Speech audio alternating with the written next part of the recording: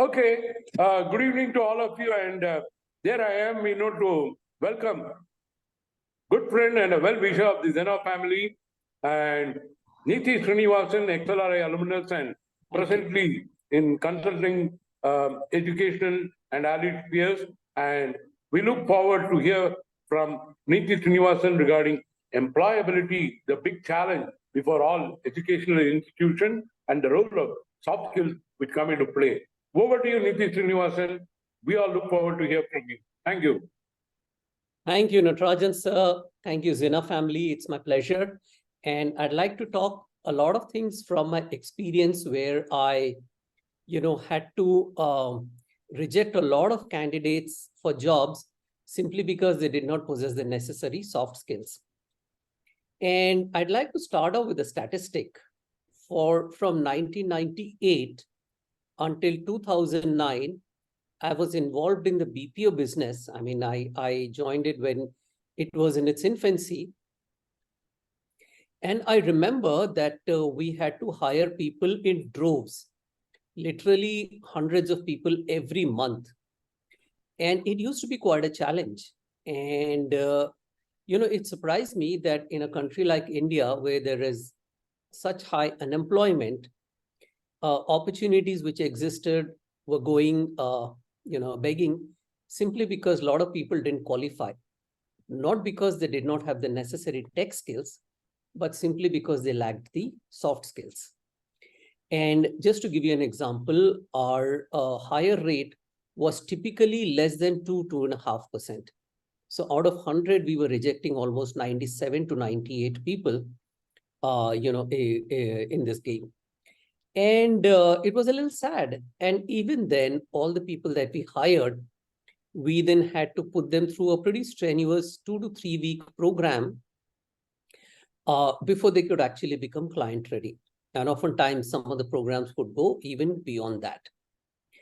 And so today, what I'm going to talk about, I think still remains relevant even after, so many years, almost 20 odd years.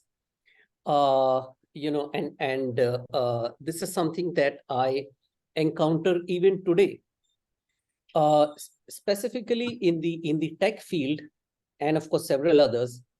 We have people who have, who probably passed out with distinctions and at the tops of their respective classes, but don't necessarily have the skills to, do well on the job. And these are fairly straightforward, but I think for some reason, the ecosystem is not geared or equipped to start investing these skills into these individuals. Of late, of course, we've seen that a lot of colleges have begun to invest in either training programs or trainers to make sure that the people who come out of these colleges are, more ready for jobs. But let's talk a little bit about, what these are. Is my screen visible?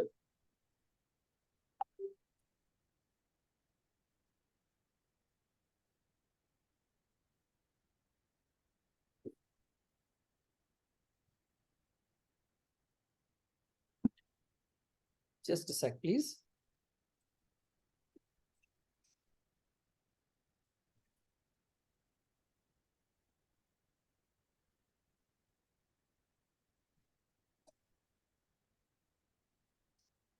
Is my screen visible? Yes. Okay, super. Okay. So we are really talking about maximizing an individual's employability and what are the key skills required.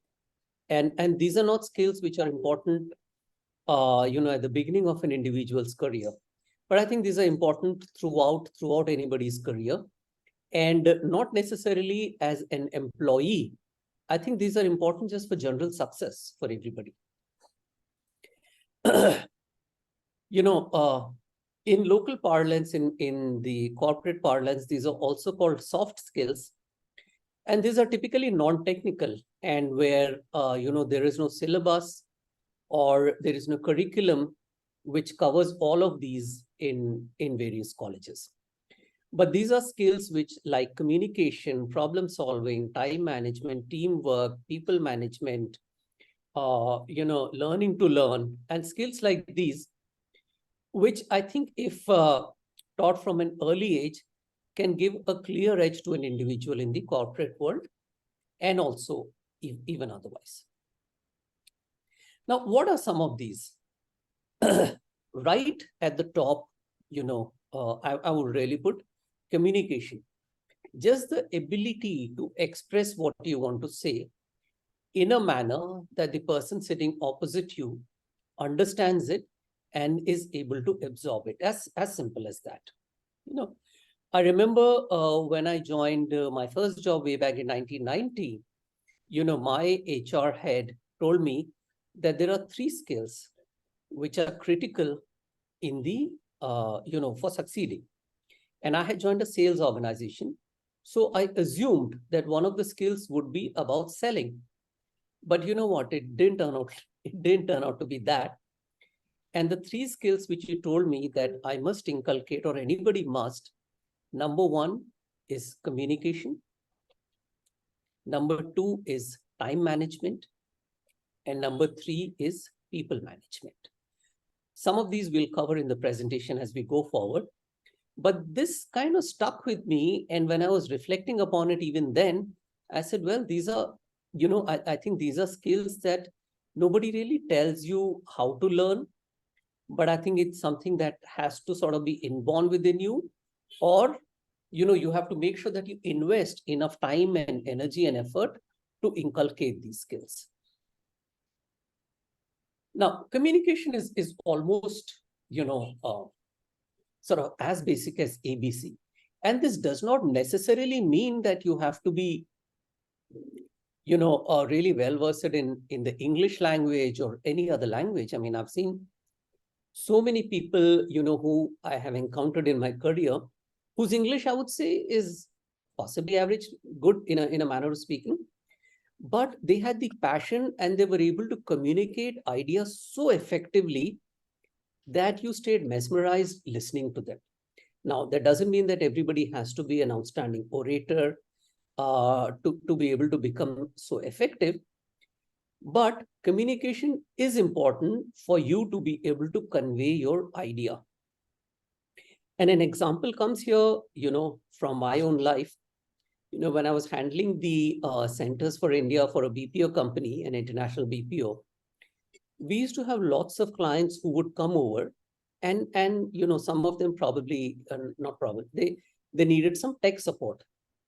And we would send the tech person out there to understand what the person needed. It could be as simple as, downloading an application or, printing a file, or it was a fairly simple thing. And there used to be so much communication issues because this guy, the tech person, knew the technology inside out, but he either was unable to comprehend what the client wanted or just wasn't, ready to understand what was needed. And in such a case, we actually had to hire somebody who could communicate with the client, translate it for the tech person and get it executed. And this is it's a real example. Now, therefore, anybody who invests in building up communication skills for himself or herself really gains an edge in the world. So I think this really comes right at the top. The second thing is the ability to work as a team. And I must say that, within the Indian context, I find this to be a bit of a challenge. People either take on a leadership position or, try and leave most of the work to whoever is willing to carry the burden. It's just your ability to work with diverse individuals and be able to deliver what is required. It means the ability to leverage skills which everybody has and make sure that we bring in synergy, which really means like 1 + 1 being greater than 2. It means collaboration. It means sharing ideas. It means being open. It means supporting each other. And all of this in the long run and, improves productivity, helps, become the team far more creative, and in general, improve the deliverables within the organization. in the current scenario where we have to deal with diversity, not just within the country, but also across the globe. Now we have teams, located, in multiple geographies. Some people could be in Europe, some in Africa, some in America, some in Japan, some in India. And you have to learn to, work with them. And you may not even have seen them physically, but just this ability to connect, to be able to work with each other and be able to understand one another's strength and leverage that for improved deliverables is, I think, a skill that it can really make a huge difference to an individual and to an organization. The third one is, problem solving. Now, problem solving, I mean, why do I even call it a critical skill? I mean, this is something that everybody should be doing. But the issue is that when a person, especially a newbie who has, probably done his graduation or an engineering, has, understood various aspects of his subject in an environment which is not real life. So he's learned theory, he's probably understood a few cases, maybe discussed a few case studies, etc. But when you actually jump into the pool and start working with the nitty-gritty and the details which an organization throws up, it can really, quite a few people can get slightly shocked by it. And therefore, it's important for a person to have the mental flexibility to understand that when you start doing a job, what will be thrown at you need not necessarily be from the textbook or need not necessarily be something that you're familiar with. This is something that you just have to get ready to understand. So without being thrown off, you need to be able to understand, okay, what is it that you can do? And the solution may not necessarily lie within what you have learned. You have to be able to leverage all the skills available to you, to the people who are available to you, to the team. Then, we were just talking about teamwork, and focus on the aspect that you have to solve a problem. That's it. It has to be single-minded after that.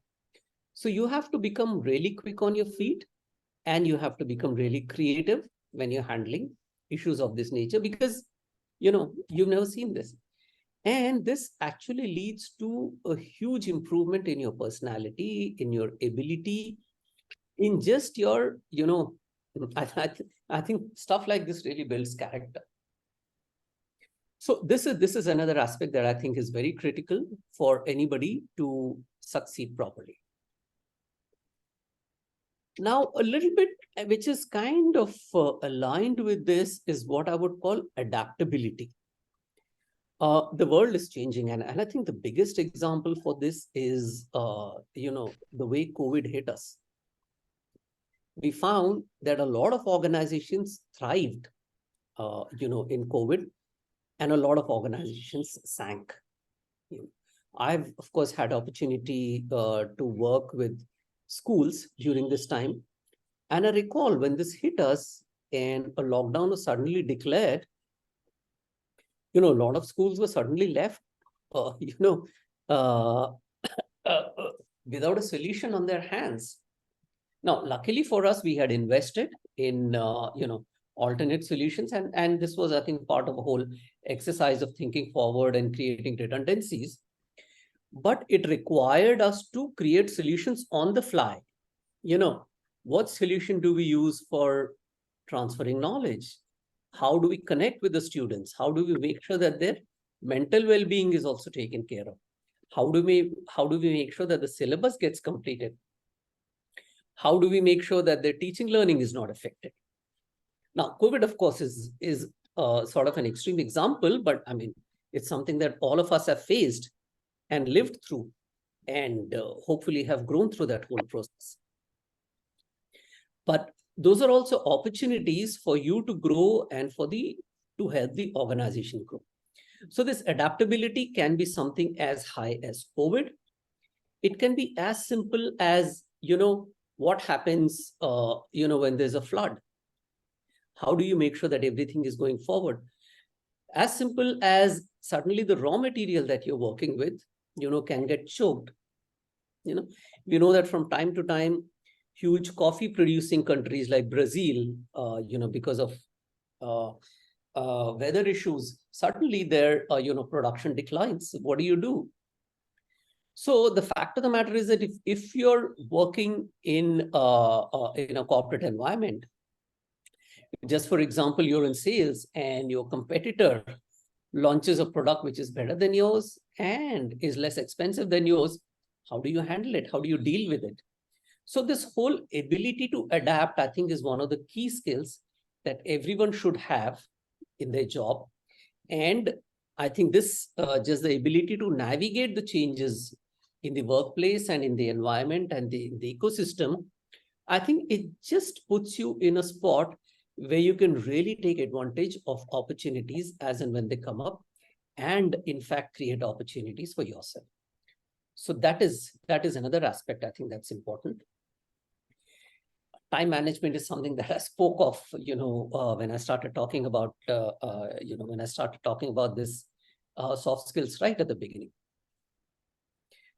It said everybody has only 24 hours, and that's a fact that nobody can escape. But what you do within that is really up to you.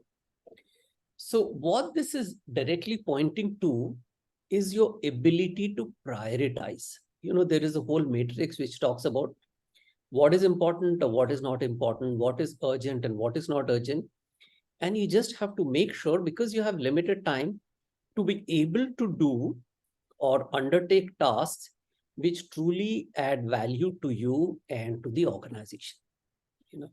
And a lot of things, are included in this. Your ability to set goals, okay? Your ability to set smart goals, your ability to plan, your ability to, as you're undertaking work, there will be a lot of distractions which are going to come your way.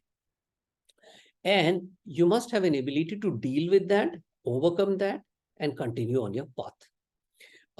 And this is, again, I don't want to go into all the aspects of how we can build time management skills. Maybe in some other session we could take that up. But at the end of the day, at the end of your workday, you will find that you have completed some tasks are still work in progress, and some tasks you have not touched at all. So just make sure that the ones which are important to you and the organization are the ones that you're working on, because those are the important and critical ones. And then, I'd like to talk a little bit about a broad spectrum, which we are calling leadership. Now, leadership is not a skill reserved only for the head of the organization or the CXO or, somebody who we call boss. And out here, I'd also like to say that good leadership includes your ability to be a good follower also. I mean, it's a chain, and it's something that, goes from one to the other and then comes back to you. But even if you're, let's say, at the bottom of the entire pyramid or the, hierarchical organization structure, there are still people that you're interacting with. There are still people that you have to network with. There are still people who you have to share your tasks with. And there are still teams that you're working with. In all of these areas, you have the ability to become a good team member, inspire them, motivate them, and take on tasks which sort of help the overall problem at hand, and therefore display your ability to lead. Of course, if you're if you're somebody who already has a formal team and you're invested with the authority to lead them, then of course this becomes a lot more critical, because then you're dealing with issues like high levels of motivation, ensuring not just your performance, but the team's performance, ensuring everybody is growing and contributing to the success of the organization. Now, overall, while this is a slightly abstract concept, it is important for an individual to understand that leadership, in essence, has multiple facets. It is about, your own internal self, ability to lead your own self, and the ability to lead the people who are working under you. And it includes both of them. And, necessarily, aspects which are included in this, like delegation of tasks, which are of course mentioned out here, your ability to communicate effectively with the team, motivate them, and, take them to, heights which they themselves did not believe that they could. I think that's where your ability to be a good leader will come into play. Now, here is one which has become very, very important in the, in the recent times. Time was when, you joined an organization and you retired with the organization, 40, 50 years ago. It was almost like a lifetime employment. From then, we are now transitioning to a situation where people are typically changing jobs in 3 years, 4 years, 5 years, some in 2 years, 1 year, etc. And a lot of people are choosing to actually get into something like a consultant or a contractor role. And I think that's something that's going to accelerate a lot more with the gig economy that we now see. Now, your ability to understand, who are the right people for you to know and for you to build a relationship with them, maintain that, connect with them, and therefore, using this ability, seek out opportunities for yourself can really advance you.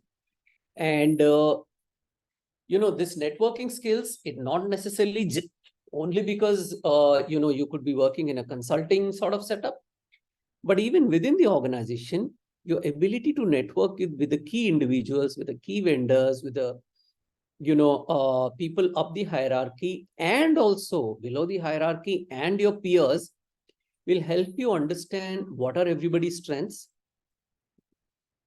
And as and when needed, leverage these to make sure that you can advance what is required within the organization as also yourself. Now, there are no specific courses which can really tell you how to network. I think this is, something that you will have to delve internally, read up a lot. And, lots of people by their very nature are introverts. And, that's okay. But, this is something that oftentimes causes people to get out of their comfort zones. But, like somebody said, growth really lies outside the comfort zone. So I think, if you want to grow, then you'll have to acquire new skills, and they're not always easy. And this is, of course, one of them.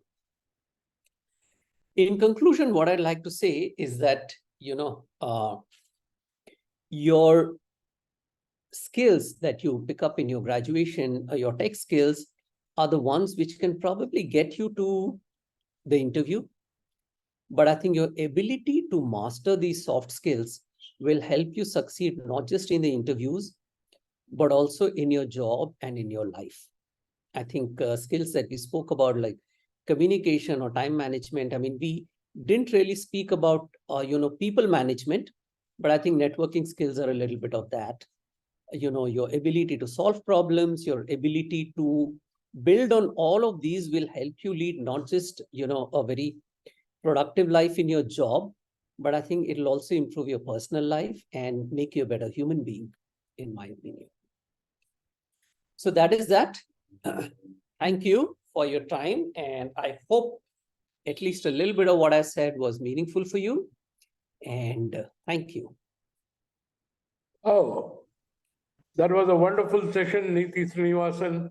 Thank you. Thank you so much. I'm happy that I attended the session, and you are stressed on communication skills, teamwork, problem solving, adaptability, time management, leadership, networking was wonderful. Problem solving, I can say a line saying that students learn and solve problems from behind the book, but in life, you solve problems and learn. Yes. The reverse happens. Absolutely. And adaptability is very important because we live in an age of disruption. New technologies come disruptively, and if you cannot adapt, you give up. Right. Yeah. If you want to survive, you must learn to adapt.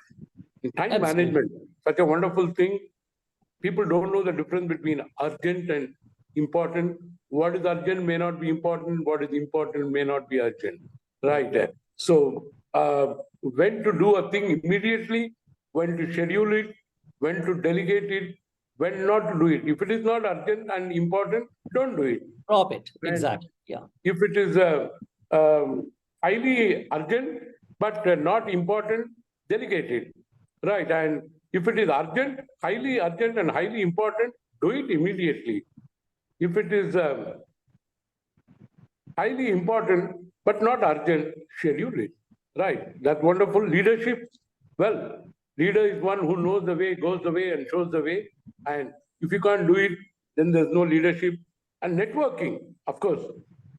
Today, you need to connect to people, right, for expertise and problem solving and whatnot. Like, of course, everyone gets into one login in network. I mean, LinkedIn at least. But over in time, I'm seeing that LinkedIn is also becoming like a Facebook with people Yes. posting all sorts of things. Correct. Yeah, that's true. So undoubtedly, the soft skills play a great role in improving the employability potential of the candidate and is very vital. Of course, the college clubs and debating and all improve on the communication skills and organizing an event brings the teamwork into action. And many things are there, but communication still requires improvement because many degrees have some seminar component, but it goes as a mark giving ceremony rather than improving the communication skills. And if some more emphasis is done on the communication skills, it'll be wonderful. I'm so thankful to you and the Zena family. Thanks, Neti Srinivasan, for sharing his thought-provoking thoughts on the soft skills and its necessity for being career success.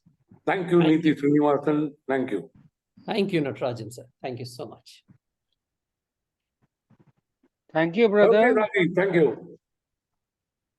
Thank you, Rajiv.